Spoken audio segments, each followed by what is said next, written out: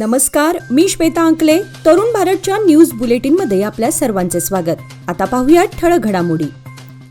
चित्रदुर्ग येथील रेणुकास्वामी खून प्रकरणी तुरुंगात असलेला अभिनेता दर्शन याला सिगारेट देऊन शाही वागणूक देण्यात येत असल्याचे फोटो व्हायरल झाल्यानंतर आता त्याप्रमाणे आम्हाला देखील सिगारेट द्या अशी मागणी हिंडलगा कारागृहातील कैद्यांकडून करण्यात येत आहे.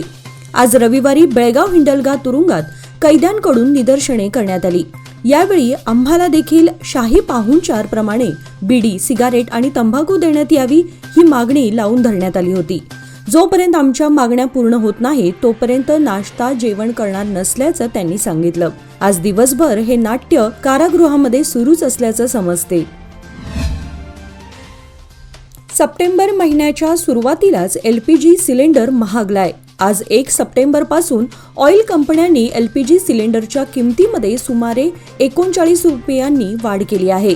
मात्र ही वाढ 19 किलो वजनाच्या व्यावसायिक गॅस सिलेंडरमध्ये करण्यात आली आहे. घरगुती वापराच्या 14 किलो वजनाच्या गॅस सिलेंडरमध्ये कुठल्याही प्रकारची वाढ करण्यात आली नाही. गॅस सिलेंडरच्या वाढलेल्या किमतीबाबत समोर आलेल्या माहितीनुसार 1 सप्टेंबर पासून व्यावसायिक वापराच्या 19 किलो वजनाच्या गॅस सिलेंडरमध्ये 39 रुपयांनी वाढ करण्यात आली आहे. बेळगावमध्ये व्यावसायिक सिलेंडरचा दर 1,742 रुपयांवरून वाढून 1,780 रुपये 50 पैसे इतका झाला आहे. बेळगाव जिल्ह्यातील अथनी तालुक्यातील बल्डीगेरी येथे पिसाळलेल्या वानरांचा उन्माद वाढला असून बालके आणि ग्रामस्थ असे 6 जणांना जखमी केलं आहे. वन विभागाने वानरांचा बंदोबस्त करण्याची मागणी होत आहे. बल्लीगेरी गाव तसेच परिसरामध्ये गेल्या 4-5 दिवसांपासून वास्तव्य करीत असलेले वानर आता ग्रामस्थांना मनस्ताप ठरत आहेत. लहान मुलांच्या मागे वानर धावत असल्याने गावामध्ये भीतीचं वातावरण पसरलंय. शहराच्या मध्यभागी असलेल्या आझाद गल्ली येथील एका प्लास्टिक दुकानामध्ये काल शनिवारी सायंकाळी 7च्या सुमारास एका चोरट्याने रोख रक्कम चोरी करून पलायन केल्याची घटना घडली आहे. चोरी करतानाचा संपूर्ण प्रकार CCTV कॅमेरामध्ये कैद झाला आहे. मनोज कटारिया यांच्या प्लास्टिक दुकानामध्ये ही घटना घडली असून किती रक्कम चोरीला गेली ही माहिती मिळाली नसून खडेबाजार पोलीस स्थानकात या घटनेची नोंद झाली आहे. राज्यात 1 एप्रिल 2019 पूर्वी नोंदणी केलेल्या वाहनांना उच्च सुरक्षा प्लॅटफॉर्म लावणं बंधनकारक करण्यात आलं आहे. यासाठी आता 15 सप्टेंबर पर्यंत शेवटची सेवा देण्यात आली आहे. राज्यामध्ये HSRP नंबर प्लेट्स गाडीला लावणे अनिवार्य आहे. परिवहन विभागाने HSRP लागू करण्याची मुदत वाढवण्याची ही 4थी वेळ आहे. HSRP प्राप्त न करणाऱ्या वाहन मालकांना 500 ते 1000 रुपये दंड भरावा लागेल किंवा इतर दंडात्मक कारवाईला सामोरे जावे लागेल असा इशारा देण्यात आलाय. शहर परिसरातील गणेश विसर्जन मिरवणूक शांततेत पार पाडण्यासाठी बेळगाव पोलीस दलातील 2500 पेक्षा अधिक पोलीस रस्त्यावर तैनात करण्यात आले आहेत. या व्यतिरिक्त साध्या वेशातील विविध पथके कार्यान्वित केली असून लक्ष ठेवण्यासाठी CCTV कॅमेरा गर्दीच्या ठिकाणी लावला जाणार आहे. पोलीस आयुक्तालयाच्या हद्दीमध्ये अनेक गणेशोत्सव मंडळांना परवानगी देण्यात आली आहे. यावेळी कायदा आणि सुव्यवस्था राखण्याची मोठी जबाबदारी पोलिसांवर आहे. या पार्श्वभूमीवर बेळगाव पोलिसांनी गणेशोत्सवासाठी बाहेरून बंदोबस्त मागवला आहे. बैठका घेऊन मंडळांना गर्दी, आवाज, सुरक्षा आदींबाबत सूचना देण्यात आल्या आहेत. एकंदरीत विसर्जन मिरवणुका शांततेमध्ये पार पाडण्यासाठी बेळगाव पोलिसांनी जय्यत तयारी केल्याचं दिसून येत आहे. भाजप ग्रामीण मंडळतर्फे सदस्यत्व अभियान पूर्वतयारी कार्यशाळेचे आयोजन केले होते. विजयनगर येथील भाजप ग्रामीण कार्यालयात कार्यशाळा झाली. दीपप्रज्वलनाने कार्यक्रमाला सुरुवात करण्यात आली. जिल्हा सरचिटणीस आणि बेळगाव ग्रामीण प्रभारी धनश्री सरदेसाई यांनी मार्गदर्शन केले. त्यांनी सदस्यत्व अभियानामध्ये कसे आणि काय काम करावे याबाबत माहिती दिली. यावेळी भाजप ग्रामीण मंडळ अध्यक्ष धनंजय जाधव, महेश मोहिते, पंकज घाडी आदी उपस्थित होते. ग्रामीण भागातून अधिकाधिक सदस्य संख्या नोंदवण्याची जबाबदारी कार्यकर्त्यांवर देण्यात आली आहे. कैलासवासी अर्जुनराव घोरपडे जन्मशताब्दी समारंभाच्या तयारीसाठी मराठा मंदिर बेळगाव येथे स्वागत समितीची बैठक बोलावण्यात आली होती. बैठकीच्या अध्यक्षस्थानी बाळाराम पाटील होते. उद्या दिनांक 2 सप्टेंबर रोजी प्रमुख पाहुणे म्हणून उपस्थित राहणारे शरद पवार यांच्या बेळगावमधील कार्यक्रमासंदर्भात सभासदांना माहिती देण्यात आली. कोल्हापूरहून शरद पवार बेळगावला येणार असून दीपक दळवी यांच्या घरी धावती भेट देऊन ते कार्यक्रमास येणार आहेत. यावेळी महाराष्ट्र राष्ट्रवादी काँग्रेसचे अध्यक्ष जयंत पाटील आणि महाराष्ट्राचे सेवानिवृत्त अधिकारी दिनेश ओवळकर हेही उपस्थित राहणार आहेत. कमी कालावधीत आकर्षक परतावा लोकमान्य सोसायटी सादर करीत आहे अनमोल आर्थिक ठेव योजना, जी देते तुमच्या गुंतवणुकीवर 10% परतावा, तेही फक्त 13 महिन्यांमध्ये. अधिक माहितीसाठी कॉल करा 1800-212-4050. योजना फक्त सभासदांकरता. नियमवाटी लागू. लोकमान्य, जिथे पैसा वाढतो आणि नातं वृद्धिंगत होतं. उज्ज्वल भविष्याच्या गुंतवणुकीची सुरुवात लोकमान्य सोसायटी सादर करीत आहे मान्सून ठेव योजना, जी देते तुमच्या गुंतवणुकीवर 10.25% परतावा, तेही फक्त 500 दिवसांमध्ये. अधिक माहितीसाठी कॉल करा 1800-212-4050. योजना फक्त सभासदांकरता. नियमवाटी लागू. लोकमान्य, जिथे पैसा वाढतो आणि नातं वृद्धिंगत होतं. देशामध्ये 21वी पशुगणती आज 1 सप्टेंबर पासून सुरू झाली आहे. यंदाची ही गणती स्मार्टफोनद्वारे करण्यात येत आहे. यंदा पेपरलेस पशुगणती सुरू झाली असून राज्यातील पशुसंगोपन खात्याच्या वतीने 4 महिन्यांपर्यंत चालणाऱ्या या गणती कार्यक्रमास विशेष पोर्टल सुरू करण्यात आलं आहे. पशुगणती दरम्यान यंदा पहिल्यांदा स्मार्टफोनचा वापर करून गणती प्रक्रिया होणार आहे.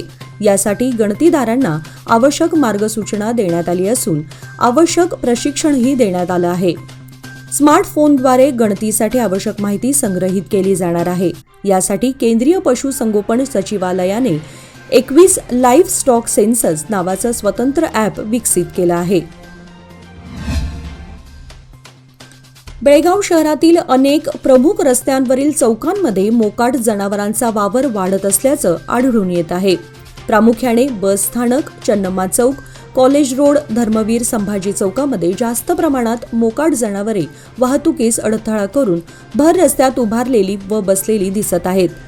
या परिसरामध्ये महाविद्यालय आणि इतर शाळा, हायस्कूल असल्यानं विद्यार्थी आणि वाहनधारकांची वर्दळ जास्त असते. अशातच भर रस्त्यात आणि फुटपाथवर मोकाट जनावरे बसलेली सर्रास दिसून येत आहेत. त्याचा नाहक त्रास वाहनधारकांसह शाळकरी विद्यार्थ्यांना होत असून या जनावरांचा बंदोबस्त करावा अशी मागणी होत आहे. सप्टेंबर महिना सुरू झाला तरी स्मार्ट सिटी योजनेतून सुरू असलेले स्मार्ट सीबीटीचे काम पूर्णत्वास आलेलं नाही.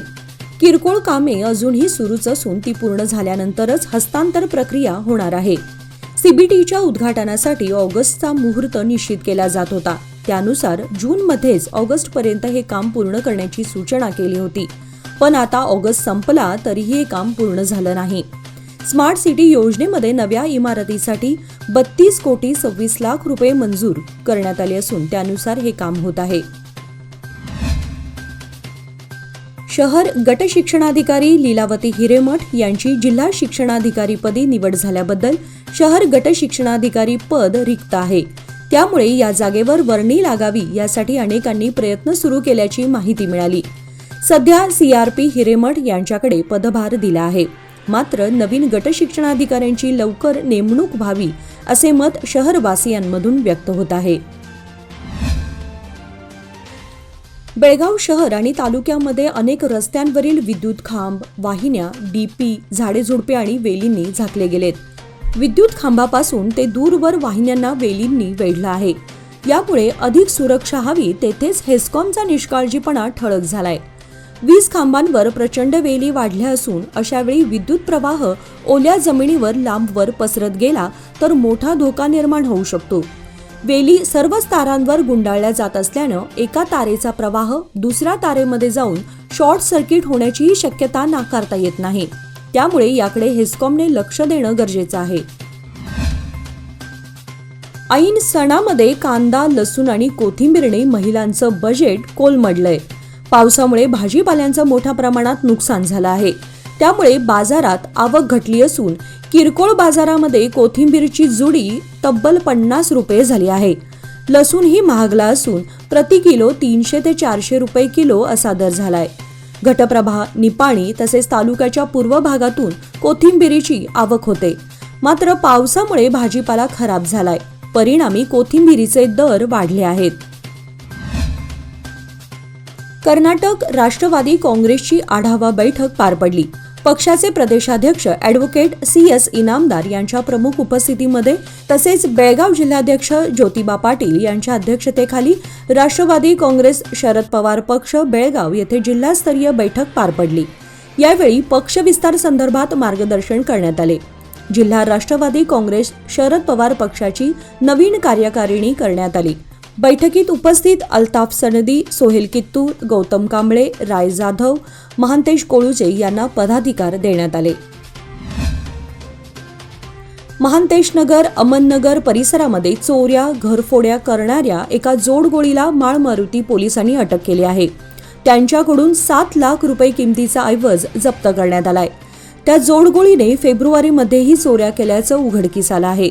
परवेज जमीर पारिशवाडी, वय 25, राहणार आदिलशाह गल्ली, न्यू गांधीनगर.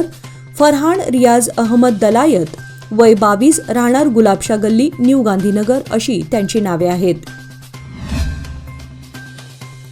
प्रशासकीय कामामध्ये सुसूत्रता आणण्यासाठी आणि पारदर्शी कारभारासाठी प्रमुख कागदपत्रे ही आधार कार्डशी लिंक केली जात आहेत. पॅन कार्ड, बँक खाते, मोबाईल क्रमांक, गॅस कनेक्शन इत्यादींसाठी आधार क्रमांक लिंक करणं बंधनकारक करण्यात आलं आहे. शेतकऱ्यांना सरकारी योजनांचा लाभ घ्यायचा असेल तर शेती उतारा आणि आधार कार्ड लिंक असणं आवश्यक आहे. त्यामुळे अजूनही शेतकऱ्यांनी आधार कार्ड लिंक केलं नसेल तर तात्काळ करून घ्यावे असे आवाहन तहसीलदार प्रवीण कारंडे यांनी केले आहे. गणेशोत्सव अवघ्या काही दिवसांवर येऊन ठेपलाय. बेळगाव परिसरातील सार्वजनिक गणेशोत्सव मंडळांच्या मूर्तींचे आगमन सोहळा आयोजन करण्यात येत आहे. विशेष म्हणजे चव्हाट गल्लीचा बाप्पा हा बेळगावचा राजा म्हणून ओळखला जातो.